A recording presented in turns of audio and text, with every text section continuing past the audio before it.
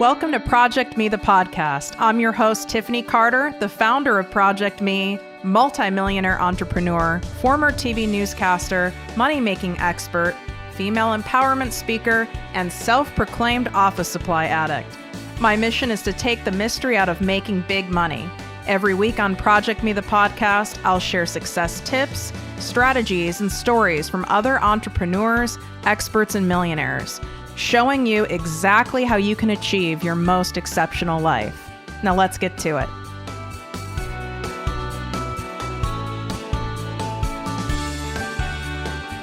Welcome to ProjectME with Tiffany Carter, the podcast and posse. I'm your host, Tiffany, and my goal today with this episode is for none of you to say any form of, I don't know what to write. I don't know what to post. I don't know what to say. I don't even know where to begin. Oh my God, I have no idea what to put in a reel. Now we have to do a blog. I don't even know where to start with a blog. And being overtaken by the content monster. Here's the reality. And I always tell you what the catch is. If you want to make money online, I don't care what niche you're in. You could be a medical professional. You could be a coach. You could be a healer. You could be a nail technician. I don't care. If you want to get consistent clients and cash online, you've got to pump out a great deal of high quality content. Anyone who's trying to sell you on the fact that you don't have to create high quality content that connects with your ideal client is full of shit. And they're getting those people in other ways, maybe through paid advertising, or they've built up a channel from a long time ago when it was easier to build things up, like YouTube 10 years ago.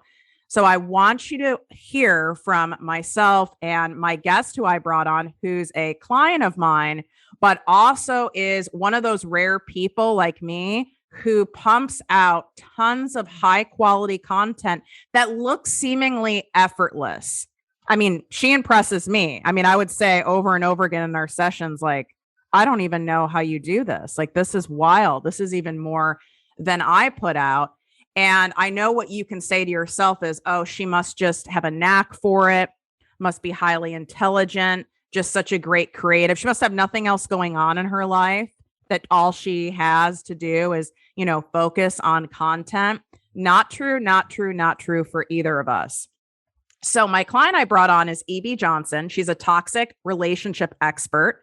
She is also a master practitioner of NLP and is a top writer for Medium along with other blogs. So she has monetized her specialty and her expertise utilizing her content, everything from blog articles to TikToks to Instagram posts to her ebooks that are both free and ones you can purchase on Amazon. So she has multiple avenues covered, all really specific to the toxic relationship niche. So E.B., I'm super excited for you to be on here because I know you're going to keep it real. Hi, thank you. I'm very happy to be here. Very excited. Going to share all the black secrets. Yeah, like tell the people, because it looks so... God, it looks so sexy on the outside, right? Where it's like, I'm a blogger and I just make money in my pink coffees. Right, exactly. Yes, pink coffees, my pajamas. Silver laptops. Oh, it's cozy. It's great. Yeah, that's nothing what it's like. No, not a bit. So tell us what the real deal is. Tell us how you got to the point where you are really, cashing in from all of your content, specifically blogging? Well, I started way back in 2012. And at that point, I was mostly doing business to business blogging, which you can make some money doing. Wasn't happy with that. So I decided to branch out into the world of personal blogging because you get sucked in by the pink coffees. That was moderately successful, but I was doing affiliate blogging. So that was about 2016. In 2017, my entire life kind of crashed to a halt. I had a lot of health problems. My mom died. My half brother died like within months of each other. There was just chaos. So I found myself doing a lot of healing in the midst of juggling all of this freelance affiliate blogging. And that's when I kind of found my voice in the niche that I'm in and found passion blogging with a true purpose, and connecting with an audience, emotionally. And that's how I fell into Medium. And I was able to then turn it into a career. I turned my healing into a career in which I was able to help others unlock those doors and kind of heal if they'd been through similar, toxic relationships and toxic families. Let's go back to affiliate blogging, because there's a lot of people who don't know what that means, and they don't even know what the B2B blogging is. So first, what's affiliate blogging mean? So affiliate blogging is when you work as an affiliate for a company or a brand and you share their links. Sometimes you'll get a discount on their products. More often than not, you get a share, a click-through rate share every time someone clicks on the link, every time someone buys something. It will differ depending on what affiliate you're part of. The most common one, and the one that owns something crazy, like 89% of the market, is Amazon affiliate links. So that's how a lot of people make their money, especially around the holidays. And you just have to blog organically about your life, and you include links for that brand along the way if you're a good fit, and you make organic sales for them that way. Or you could also link to your own Amazon affiliate store too, right? Correct. Yeah. You can do that as well, which is what I do to sell my books, which is what a lot of writers do as well. So I have my own affiliate set up through Amazon, which is obviously very, very profitable on top of selling your own books. What is the catch? Because again, that sounds really sexy. Like, all I have to do is write articles about my favorite things. And this is the camera I use. And this is my favorite kitchen gadget. And then I'm just going to get sales all through the night. Like, no. What's the reality behind the fantasy of it? The reality is affiliate blogging does not work unless you already have a massive audience. You have to pump out an overwhelming amount of content. I mean, you have to be on top of your game constantly, every day, on top of every trend. These affiliates as well, they turn over their practices and their campaigns and things so quickly as well. So it's madness. I mean, you have to be somebody who can pump out 10 to 15 articles a day in a lot of. Oh my God. I wasn't expecting you to say that. I thought you were going to say a week.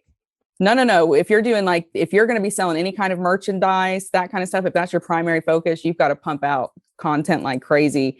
So that's why it really also only works if you already have a huge audience, because the click-through rates, some of these successful Amazon affiliates, their click-through rates are like 2.5% to 5.2% conversion rates. You know what I mean? That's not very high. You have to have so much traffic going through your site to make a living.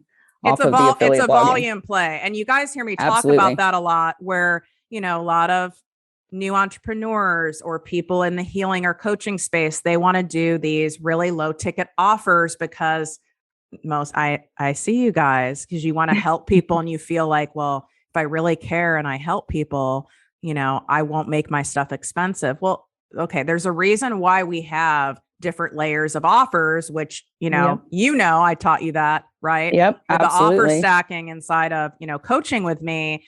It's great to have, $7 ebooks, $17 ebooks. That's great. Mm-hmm. But if you don't have the volume, it's going to take you a lot of those sales. It's a waste of time. It's a waste. That's why I very much, once I realized that the audience was so much more connected with my healing journey and the kind of advice that I was able to offer them as I was going through these things, I left affiliate blogging in the dust, because it was night and day. It just wasn't even worth the time when you saw the reward of really connecting with an audience through a voice.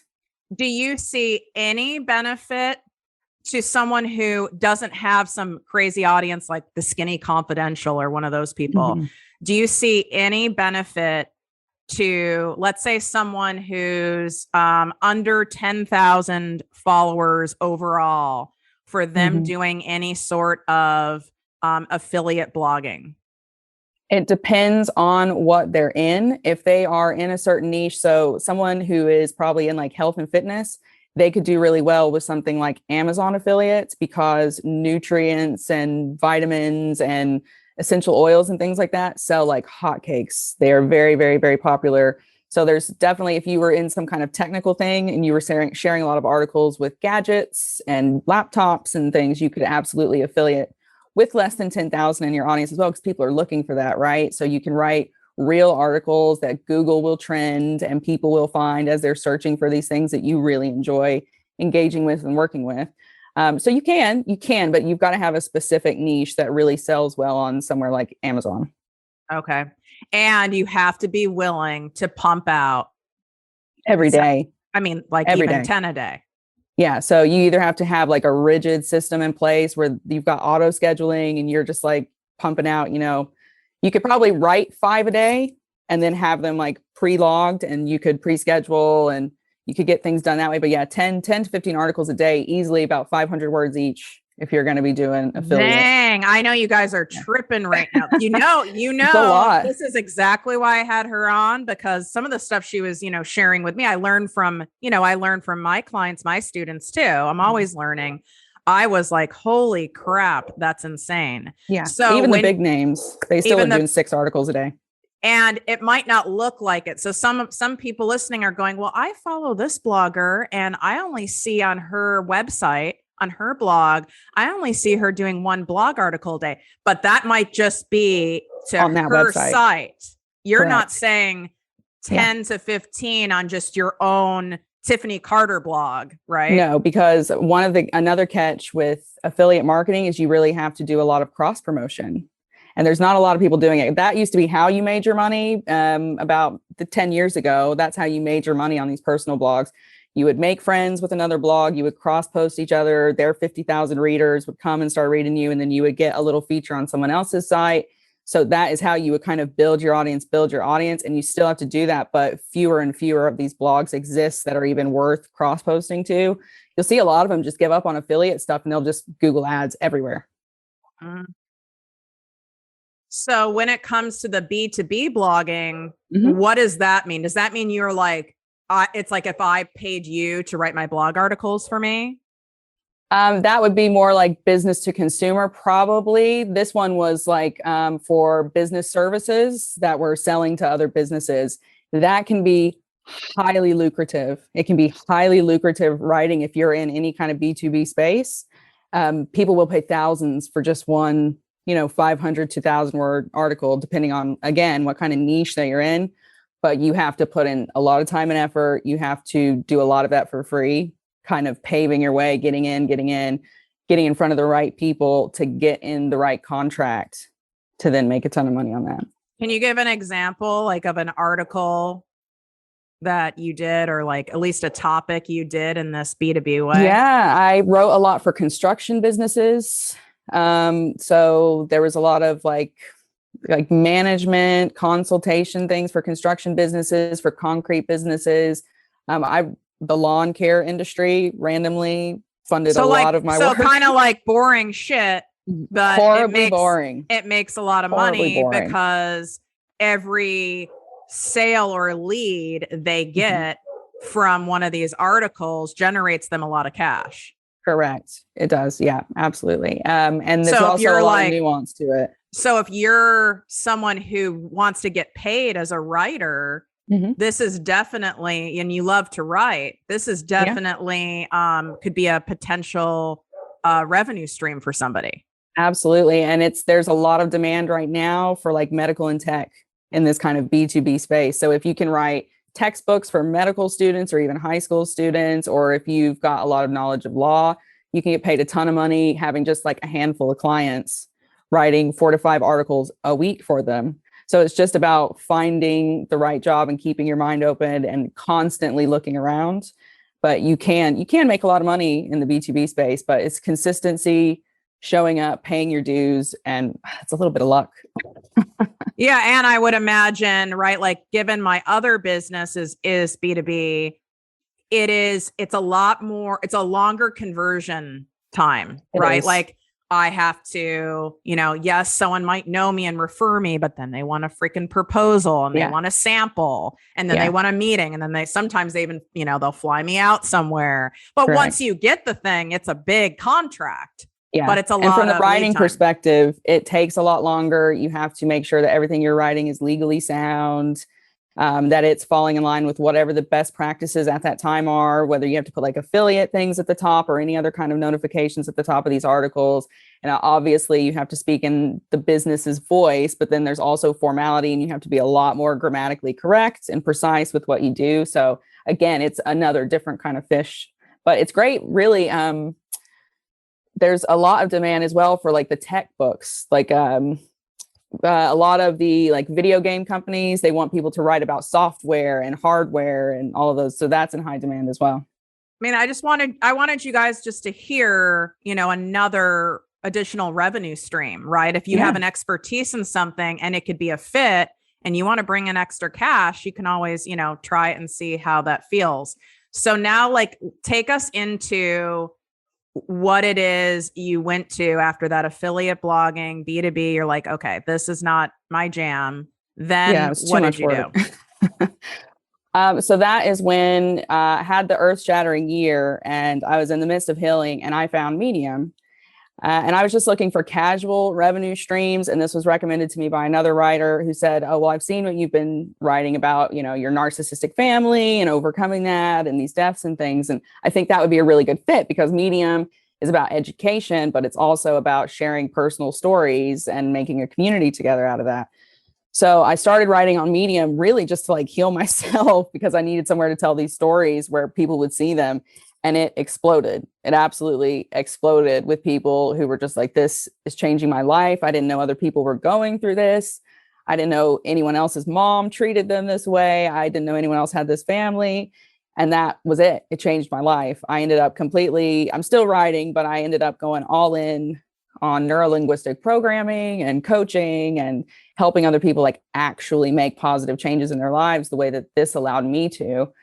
And it's just been so powerful because I found a real voice and it was my voice. And it was also something I was passionate about. And because I'm passionate about it, that's where the content comes from. That's how I'm able to just create endlessly because I love this stuff. I love it.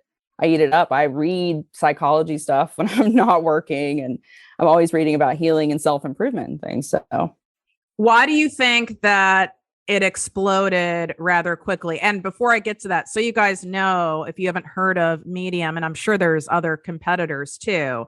Yeah, Newsbreak is great. Yeah, Vocal Media as well. Yeah. So Medium is basically a third-party platform. It'd be like you posting on an Instagram. You don't own your content on Instagram. Like you own your content on Instagram, but they could take it down at any time, right? Correct. Yeah. Well, Medium's a bit more liberal than that, but it is, they don't have to pay you for it. They can demonetize your stuff. They can choose not to show it if they want to. Absolutely.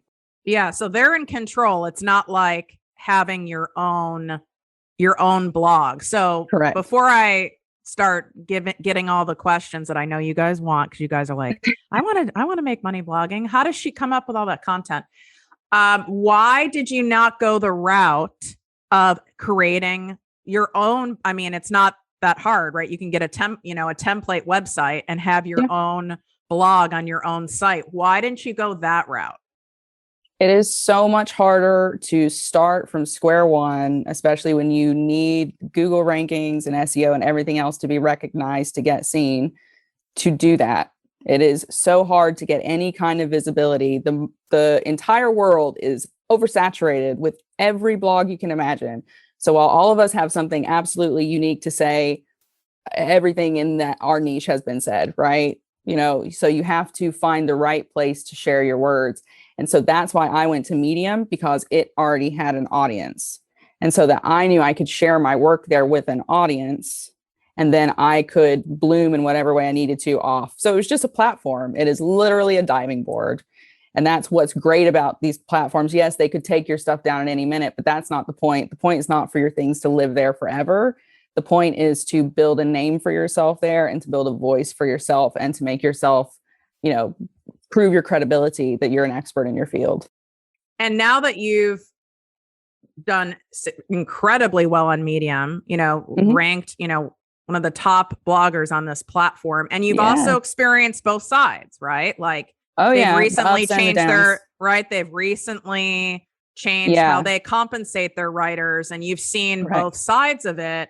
So, which is important, right? That's why I always want you guys to learn from those of us who have done things for a while, because you get to hear what works and what doesn't. Absolutely. What did you learn that is really important for people to know going into the blogging space? You can never have all your chickens in that basket. Okay. You can never go into blogging expecting that you're going to buy a mansion out of it and that you're going to hit it big. The first thing you post is going to go viral. And then once you go viral, that's it. You're set. That means nothing. It's very volatile. Things literally change overnight. And that's with the way companies compensate to what readers even want. So a year ago, people loved self-help. They loved self-improvement. They loved personal development. This year has been a different year, and people are in a much more bitter space. So they don't necessarily want to read that content. So you've got to pivot, and you've got to see, how am I going to tweak my content so that it's something that my readers actually enjoy, something that they need right now. So you cannot ever go into it, planning for that to be your make it big. And you also can't think that you ever know everything. And you've got to be ready to pivot. You got to be so flexible. You've got to be able to write about a million things that can tie into your, 2 to 3 focuses. So instead of just saying, because I get people come to me and go, well, I don't want to write about that. Like, I only want to talk about this, this, and this, Tiffany, within their niche. And I'm like, okay, like if your niche, you're passionate about like that particular area you specialize in. Okay. We know that has to happen. But if you're saying, I only want to talk about these 3 things within that niche, you're fucked. You're fucked. Readers don't want that anymore. They straight up don't. They want, so like we'll just use Medium for an example. I'm on several sites, but we'll use Medium as the example. I run like 7 publications on there. I've got a fiction publication and a poetry publication and a dark psychology publication, as well as relationships. There's a lot of different things going, and my readers read all of it. They under the same niche of toxic relationships, narcissistic abuse, you're saying, and under the same, in that one particular platform, which I know you're on multiple platforms, you have technically 7 different blogs, like subsets under that one thing. Oh my God, I didn't know that. I've got a publication under my name that's just about writing and blogging and how to be successful at that. And then I've got my relationships and the toxic families and all of that stuff. And then I've got fiction and poetry, but they all have similarities that tie them into each other. So I've got a similar voice that goes throughout everything, and it's all tied together. Right. It's recognized that it's you. And then in our work together, right, we made sure that we're using that as a funnel, right? Like we're not just funneling it to, because before you were funneling it to free ebooks and paid ebooks, which is great, but that's a volume play. A lot of people have to buy those, right? And now we have a little more of a strategic, sophisticated funnel that yields higher ticket, right? Correct. So you're not clicking and making, $17 every time someone clicks. Yeah, you're making that too. Yeah. But you're deliberately funneling those articles somewhere. So I just want you guys to hear that it's not as, you could be the best fucking writer in the world. And you are a fantastic writer. Oh, thank you. But it's like, you can be the best writer in the world. And you could even have, I know authors that have great books and no one's bought the damn book. You can be a great blog writer and no one reads your blogs, or you could be a great blog writer, just like these people who are, Insta famous. I've coached people of 500,000 followers who are broke because they don't know how to monetize it. Exactly it. You've got to have your finger in about 10 different pots to truly make money blogging. If you're going to monetize it, you'll get a flash in the pan, like a Medium will all of a sudden pay a bunch of money to writers or something, but that doesn't last. For true career growth, stability, or real income, you got to have your finger in a lot of different pots. So let's talk about how you create this wild amount of content. Like wild. Like I get off on content. I truly am a content creator. Like I love it. I'm passionate about it. But that doesn't mean I don't get content fatigue and I want to throw my phone and the last thing I want to see is a fucking screen. That was me yesterday. Me too. Was it? I was a fucking bitch yesterday. I was ready to fly up a hill and like quit everything and just live in Greece with some goats. I was done. I was over it. God, I'm dying. That makes me feel so much better. Done. I was done yesterday. Couldn't do it. And that's also what I want you guys to hear is that on the outside, you even hearing all of her gazillion blog articles she does, and she just started an amazing podcast, which thank you. It's great. Which it's already trending in the UK, and I'll be on it you guys want to hear a straight up crazy ass narcissistic mom Roller story? coaster. I'm going to drop some stuff in there that you guys definitely do not know. That's wild. I'm Like excited. perfect timing I for can't holidays. Because as we know, holiday time is when toxic people are at their Woodwork. all-time crazy. That's it. That is it. That's it. That's actually when their cycles peak for a lot of them, like with bipolar disorder and stuff. Yeah. Yeah. Where guaranteed, like I call them ghosts of Christmas past. Yeah. Guaranteed. Because I've had my It's cell gonna phone happen. number since like the beginning of time. I'm surprised it's not happening right now. You know what? I bet it will. Because every time I swear to you guys, I'd say 50% of the time we'd be on a coaching call. There would be a ghost from Christmas past would text me, and it wasn't just my mom. It would be some toxic person, and I'd be like, "You're not going to believe this," and I'd show her my phone. She's like, "I'm not surprised. Like this is normal." They love me and hate me. They can like feel her presence. I'm their demise. They know it. They want it. So if I get a text when we're on here, I mean, now I have to look at my phone. I would not even. It like wouldn't surprise me, but it would. So I wanted you guys to hear, like, we still get content fatigue. But absolutely, you can't just, I can't wait to hear your take on this. You can't just write your blogs, write your posts, record your videos, your TikToks, whatever, when you feel inspired or motivated or your creative aura is aligned or whatever, right? Nope. Doesn't happen. I mean, those times are great.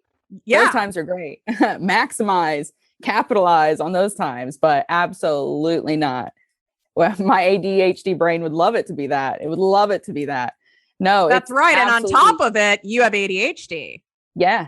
Yeah. So it's like it's got to be regimented. It's got to be regimented. And you're doing something every day. You're doing something every day. Even if you're on the road or whatever, you've got something with their social media, or you're going to film something, because you always have a schedule that you've got to keep to, because it really is, once you get behind, it snowballs so quick, because you have to keep moving so quickly and make sure that you're staying on top of trends and what you need to promote yourself, as well as the content you're creating.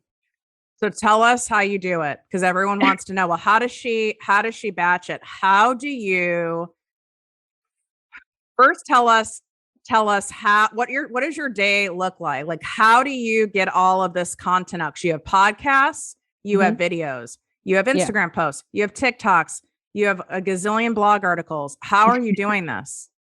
Right. So there's every day almost has a different schedule to it. So we'll start with a Sunday. Sunday is a social media and admin day. So that's the day when I am getting all the promotions ready for the week. So my emails will get set up. The social media posts all get set up.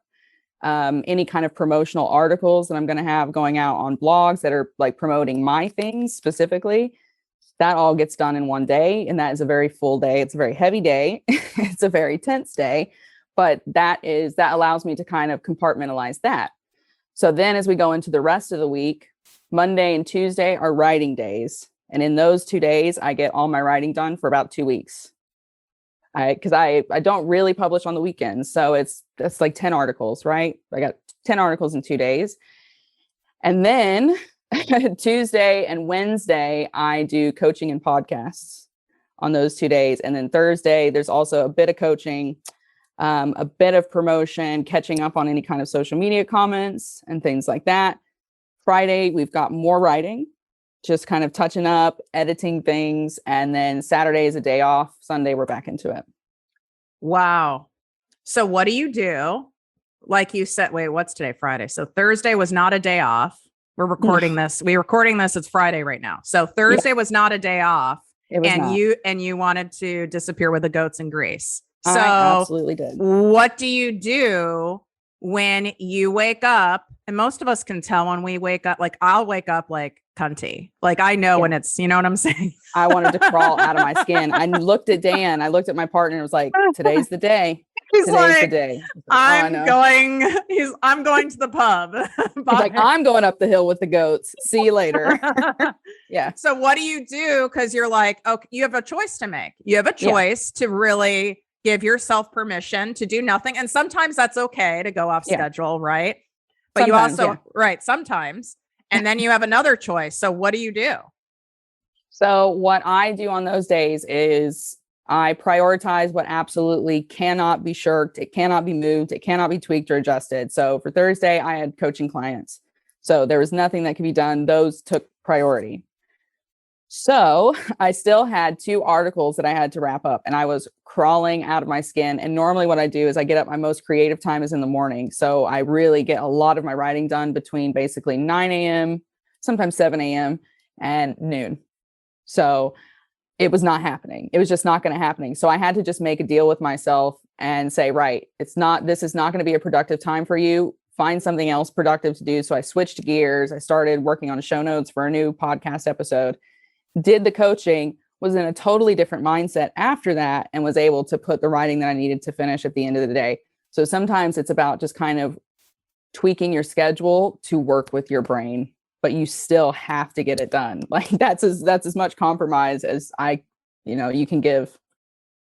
So when you're in that space, most people, and I would say myself too, it's like my brain, it's almost like my brain is like blank, right? It's like my brain is blank. I have to fucking write this. Like if I want what I say I want, I've got to follow through and do this thing. It's a non-negotiable. It's like, you guys have a conventional job. Do you call in to your boss and say like, I'm not feeling creative today, I won't be in? Like, you'll soon be fired, right? So it's like you've gotta get it together and kind of mind fuck yourself. But I will literally reward. I work really well on reward systems too. So my brain will be blank on where to even start. So do you have any tricks to help kind of trigger yourself into starting the post, into starting writing the article? I do. So one of the best things that has helped me in those moments, especially when it comes to writing, is when I am doing batch stuff, especially if I'm in like a real creative mode while I'm doing batch writing, I format a lot of articles at once, so I don't have to do the writing. But what I'll do is I'll come up with the headlines, the subtitles, and then I will break down every paragraph, what it's going to be about. And so when I have to come back and finish that article, I don't have to do all the hard work because I've already laid it out for myself. So I can very quickly almost just kind of go in and fill in the necessary information. That helps a lot. So it's almost like pre-batching, setting myself up for success when I'm in those moments. If that doesn't work, it's a reward system. What do we reward ourselves with? Food, junk food. Interesting. That's your reward. I love it. Yeah. It's really, you're negotiating really with your inner child, right? It's like that inner child or inner teenager that's like, I don't want to fucking go to school today. I don't want to do it, right? You have to, that's correct. You have to negotiate with that little inside of you and not be mean. Like when a lot of you will go like, you just have to do it. You're a lazy piece of shit. Like you've got to get it together. No, it does. I mean, I used to do that. That used to be how I did everything. Yeah. And it doesn't work. You burn out. It doesn't work. And then it comes across in your writing. Instead, be like, how would you talk to a little kid who doesn't want to go to McDonald's? School? You just got to sit down for 40 minutes and you're going to get a milkshake. Works every time. Yeah. There you go. So where do you get all these ideas? Because they know, you guys have heard a million times that if you want to you have less than 3 seconds to get someone roped in. So it's all about that hook line. It's all about the blog title. It's all about the subject line of the email. It's all about the first sentence that comes out of your mouth in a video. That's imperative. This is where a lot of people get stuck because they know if they've studied my stuff or they've, now that they're hearing from you, they know that they have to do that. So they put all this pressure on themselves and it's like, I don't have that catchy thing. Where do you come up with yours? Because yours are so good. Well, the actual topics themselves, most of those I get from my readers or my clients. They will come in the comments and they'll say, oh, thanks for writing about your toxic mom. Can you talk about when your boyfriend hit you? So I'll write about that. And again, working with my clients, a lot of the topics come up. The catchiness, that is something that you absorb that title style from reading in your niche. You need to read, see what is working for other writers. You're not copying them, but you very quickly get the cadence that's kind of successful and what kind of attracts people. It sometimes is going to be a more descriptive title, And sometimes it's going to be short and sweet, but you won't know that until you are actually following the big names that are doing stuff in your kind of niche. I love that. I even will go outside of my industry. So I like looking at things like even tabloids, Oh, yeah. because they're amazing at this. Is a good little hack. They're amazing at headlines. Like in the US, there's TMZ, but the best are in Europe. I mean, they're like so Globe. Clever. Oh my God, they're so freaking good. Yeah. It's like aliens have come down. It's like they have the best stuff. So you can, and all these publications are available online. I like BuzzFeed as well. So it doesn't have to be in your niche, but like you said, you're picking up on the cadence and then you're going, how could I reword that headline that just got my attention, right? Exactly. Notice headlines that get your attention, right? Exactly. That fits in your, in your niche. So let me ask you about, like you said before, if you're not passionate, like crazy passionate about your niche within your industry, you're going to burn out and it's not going to happen, right? It won't catch. It will not catch. If you're just sitting there trying to pack as many keywords as you can into 500 words or 1,000 words, it's not going to work. Also, you have to produce long form content pretty consistently, which has to be about 2,000 to 3,000 words. Which those out there who dreaded writing that 1-page high school paper, they know that's quite an ask. So yeah, you've got to be deadly serious and have a voice. You have to care. Otherwise you'll just end up driving yourself off a cliff, because there's nothing worse than sitting in front of a computer for 4 hours trying to type out words about something that you hate. And when you say 2,000 to 3,000 words, are you saying that's the optimum length for a blog? Or are you talking about a post? 2,000 to 3,000 words is going to be ideal for a long form, which is what gets you really highly ranked in Google SEO for your expertise, is 2,000 to 3,000 words with the right amount of organic keywords. Yeah. And then because earlier you said you also mentioned 500 words. Is that for like a shorter form? Yeah. So most creators do like 1 to 2 long form posts a week with a short form 500 or so words every day. Okay. Interesting. So when you guys ask about social media posts, how long should they be? Listen, you're looking for some like magical formula. In general, long form captions do perform better. Period. End of story. But that doesn't mean every single thing you do calls for some long form caption. I think there's always when there's always a statement or a belief behind every question that people ask you, which is where I get a lot of my content ideas. And I think so many people are looking for, just tell me the formula, I'll buy your ebook or I'll hire you to coach me. Be like, if you just tell me, exactly how many words and what keywords and what platforms, and I'll just do that and it will hit. And I would say, no, it won't. No, it won't. No, you could try to mix it all together. If you don't have a voice, your readers know, they don't connect with it. They know automatically that you're just writing for money. And if you want to see how devastating that is, go to the front page of Medium right now and see all the articles about money and all the angry people in the comments that don't want to read about that on these blogging platforms. Wow. Repeatedly. Yeah, absolutely. It's like I said, this is what I'm talking about. It's volatile. It changes all the time. You have to really care and you have to be on top of what your audience wants. It's going to change and you have to like flex your niche around that. Now, before you had readers and social media followers and people who were emailing you and DMing you with their questions that you turn into content topics, where did you get all of your ideas of what to talk about? I would say 50% of them came from my own experiences at that time. And the other 50%, I was trolling basically every major publication that was in my niche or even touched anywhere near my niche. So any kind of psychology, relationships, sociology, all of that, I was reading constantly to get topic ideas. You would see on their front page what's trending, what has the most likes, what are people talking about? And from that, you could go, oh, there's a lot of people talking about narcissism. I have a lot of experience with narcissists. I could write about that. Okay. I mean, that makes so much sense. It's like, you don't have to, if you're going, I don't know what to talk about. My first concern is, so this is a passion of yours. It's something you've studied, whether you have a fancy degree in it or you've studied it in life. You studied it in books. You've studied it in hiring coaches and taking classes and things like that. But then you have nothing to talk about. Then maybe that's not your thing. Maybe you're going after something that you think will make you the money instead of talking about the thing you're really meant to talk about. That's it. Because a lot of, and it's, this is going to be a bit annoying for some people to hear. A lot of my titles are effortless because they're things I've dealt with or I've experienced, or I have a lot of experience helping people with.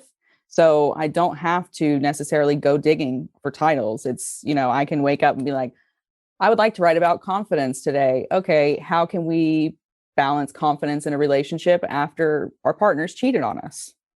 That's generally how I do it, because that's what I'm passionate about. And I just know now, because I've been in the trenches with my readers, that that's the kind of thing that they want to know about. There's probably a few people listening. You guys are clearly in the shower because 70% of you voted that you listen to me in the shower. So your shower, really? Yeah, 70%. And I'm talking like crowd. Thousands of people voted. Yeah, 70% shower. There's 10 to 15% of you low key listening at like a job, and you're not really supposed to be listening, but you are. So you're doing that. And then the rest are very varied multitasking, like from pooping to cooking to being on the treadmill. Kids. Yeah. Some sort of thing like that. But you're thinking right now, oh my God, how am I going to scale and grow my business and get these clients in cash online and have passive income streams? And I'm not a professionally trained writer. I'm not this content creator. Hell, I didn't even go to college. Like, I'm not a clever, creative person. These are all assumptions you're making. So what do you feel that someone really needs to have in order to put out content that converts to cash? It's number one, it has to be that passion, because there's just so much. No matter what you're writing in, no matter where you write, you're going to have to do a lot of it without anyone seeing it, reading it, having any kind of thanks or validation for it, right? There's a lot of like paying the piper before you actually start getting an audience, because you got to prove that you're going to show up. You got to build that kind of trust. They have to see you enough to start reading you. So there's absolutely that kind of consistency, that persistence, that passion that has to go into it. And then there is just the willingness to learn. That's it. It's the willingness to learn, because what works. So for me, what works on Medium, it's not what works on Newsbreak. I had to go and learn a completely different way of writing. I have to speak differently on Newsbreak than I do on Medium. It's a totally different audience. I have different topics. I use different images in my blog posts because they're completely different. So, you don't need to go to Harvard to learn how to do that. You just have to be willing to learn, and you have to put in the time and pay attention and make sure you're staying on top of things like that. You got to keep showing up instead of you waiting for, I want this instant gratification and validation to serve as my motivation to keep going. You're really screwed that way. If I did that with this podcast, you would not have this podcast, because in 5 months, I wasn't someone who took off out of the gate. I didn't have any other blog, social media platform. I started my podcast first. So it was from scratch. I didn't use any paid advertising. So I didn't have all of that. So if I was pulling my motivation and my drive from people paying me or liking it or commenting, it wouldn't be here. Would you agree with that? Absolutely, 100%. I mean, we mentioned kind of at the top that there's, turbulence, there's kind of changes afoot, and there's things going on at a lot of these big publishers. Some of them, at times, it's not worth sticking around, but you stick around because you've got 5,000 readers or even, 700 readers. There's people that show up and say, your articles keep me from going over the edge. That helped me. I saw myself, that connected with me, that inspired me. So you keep showing up for that reason. And that's, again, why you got to plug into that passion. And then have that met with a strategic plan to funnel those different sources, right, into higher ticket offers for you. Absolutely. Which is, what we did in coaching together. What would you say was the biggest benefit for you in creating a more strategic, specific, profitable funnel for yourself in our work together? Obviously, it's helped me grow my business. So I've got more options now for myself. I'm not at the mercy of third-party websites or begging people to be on my email list or begging people to just buy my ebook. I have more opportunity to help people now. And it's also, I've got a clearer message to my readers now that they have access in different avenues to getting help. So that's been the primary thing. It's been incredible. So the funnel has been incredible for establishing a business that's got, it's trustworthy, it's solid, it's stable, it's dependable. My message is clear, but it's just been so much better in giving my readers and my audience another avenue to access me and help themselves. And you get to make a shit ton of money doing it. Yeah. Yes. And that doesn't mean that you are less of a giver or less of a healer or less of a public servant, right? Because you want to make a crap ton of money from your expertise, right? Yes, we deserve absolutely, anyone who does emotional labor for us is just as worthy of having a successful business as someone who does physical and material labor for us. The last thing I want to see you guys doing is spending all this time creating content and not enjoying it, because now we have a big problem because that's not sustainable. So we have to find a way for you to enjoy it. And I've worked with people who've hated writing and we found a way for them to enjoy it. So find a way, right? Make it fun. That doesn't mean every day is fun. You're going to want to disappear in Mykonos with the goat sometimes. Okay.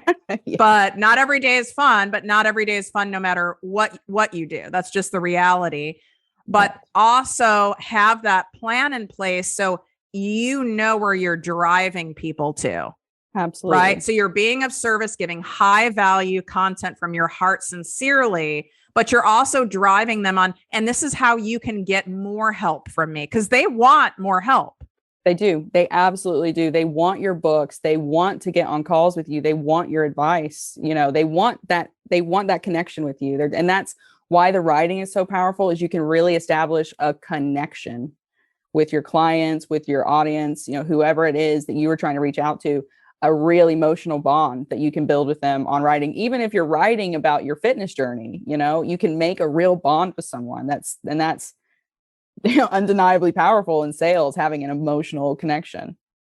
Without a doubt. You don't have that emotional connection, even if you have a great course, book, product, you're a top in your field as a lawyer, a doctor, or whatever. I'm telling you, it doesn't matter if you do not make that emotional connection and relatability and trust factor with your ideal client, you're not going to make money. And they know you cannot fake that energy. They know. They do know. And think of yourself. So if I were to say like a takeaway, and then I'll have you give a takeaway exercise for people to do. A takeaway thing I want you to do is just observe over the next week your how you engage with content. What content draws you in? What content repels you? Take notice of, your favorite authors. Why are they your favorite authors? Why are your favorite people you follow on Instagram? Me. Why are your favorite people you follow on Instagram, or the favorite people you listen to in podcasts or blogs? Why are they your favorite? And go a little deeper. What do they make you feel? It's about how they make you feel. It's not just what you learn. That's important too. Mm-hmm. But it's how they make you feel. And I want you to take note of that, because that's what you need to replicate in your own niche through your content for your people. So what would you say, EB, would be a really good, I guess we could say, next step in creating better content that connects, of something that they could do? Oh, that's a great question. There's let's see. For me, one thing that definitely pointed me in the right direction was it was like a simple little game that I kind of played with myself. And I would pick one kind of overarching topic, and then I would see how many article topic ideas I could just come up with off the top of my head without looking at anything. So for instance, if we're saying relationships, how could I say toxic relationships with your mother? What happens when you break up with a boyfriend? What happens with your family when you break up with someone after a long term? You just go and see, can I come up with a lot of content ideas automatically off the top of my head? If you can, there's probably a pretty good chance that you know what you're talking about. B, you've probably experienced it or read a lot of it. Number 3, you might be passionate about it. Ooh, so I love that. Because right away, and that's not my niche, but right away I'm going, okay, like toxic friendships. Are toxic bosses? Like there's, you can start to see what your kind of little pocket of that niche would be just by kind of naming off as many article ideas as you could think of as quickly as you can. Of course, we know that says a lot about me that everything started with toxic. Thank you. Yeah. I've experienced right, exactly. Let's check the phone. So far, there's nothing, but that doesn't mean there isn't. Well, how can people get more of you? Like because I know they're going to want to take a look at, which you guys should, right? You should study, even if it's a totally different industry. I want you to go and check out her blog and her content. So where would you say is the best place for people to absorb this stuff from you?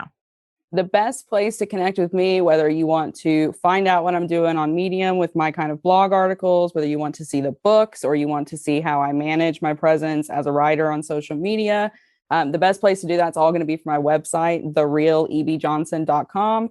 You can find everything from there. You can find the articles. You can get with me on Instagram. You can send me an email if you want some advice. You've got questions, comments, concerns. It's all right there. It's the home of everything. And I will make sure that's linked in the show notes. I will also make sure her new trending podcast is also linked. So you can just swipe up and access the show notes, which I just learned that recently. I'm like, oh, I don't have to do anything else. You swipe up. I mean, I know that's true for Apple Podcasts. I'm not sure for every platform. But I was like, oh, well, that makes it easy. So we'll make sure all of that's linked, because remember, there will be a really special and entertaining and interesting holiday narcissist episode on her show. So you're going to want to make sure that you go in there and subscribe. Thank you so much for sharing the real on content. Yeah, thank you for having me. On what it takes to make money. This is what everyone appreciates. Go follow her. If you guys love this episode, take a screenshot and tag both of us, The Real E.B. Johnson. You know me at ProjectME with Tiffany. If you don't remember to tag The Real E.B. Johnson, I will make sure I reshare it and put it inside my stories. And just share this episode for anyone you know is a writer who really is struggling with content, who really wants to make, money online.